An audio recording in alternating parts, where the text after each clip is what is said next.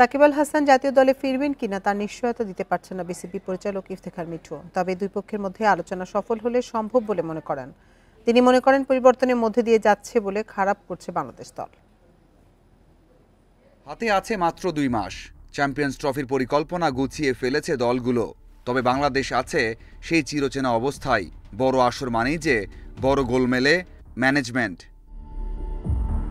Shakib issue চাইলেও শেষ করা যাচ্ছে না, দূরেও থাকা যাচ্ছে না। বিসিবিকে পড়তে হচ্ছে প্রশ্নের মুখে। সবশেষ অবস্থা কি সাকিবকে নিয়ে? এখন নেক্সট টিম সিলেকশন হলে অল ক্রাইটেরিয়া ফুলফিল করে সাকিবুল হাসান টিমে আসবে কি সামনে, এটা তখন সিলেক্টরদের ব্যাপার। বাইরে খেলার এটা ওরও ব্যাপার, ও অ্যাভেলেবেল নাকি অনেক কিছুর ব্যাপার। এটা অ্যাকচুয়ালি সিলেক্টররা অন টপ আছে, তারা এটাকে দেখছে। আলোচনা বাড়িয়েছেন লিটন। প্রতিভা দিয়ে আর লাভ হচ্ছে না, উল্টো পড়তে হচ্ছে বিপদে। চ্যাম্পিয়ন্স ট্রফি নিয়ে ভাবনা কি বিসিবির?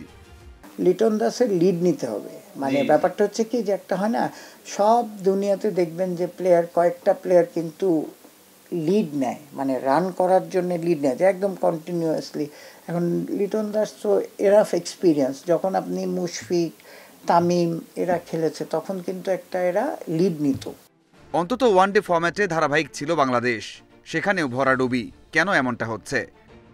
আগে আমাদের 4 প্লেয়ার ডিপেন্ডেন্টনেস ছিল অনেক, হ্যাঁ, সেখান থেকে আপনি সরে গেছেন। ইয়াঙ্গার জেনারেশনকে আপনি টাইম দিতে হবে, তো আমার কথাটা বলছেন। তারপরে আমাদের ব্যাটসম্যানরা খুব ব্যাড প্যাচে যাচ্ছে।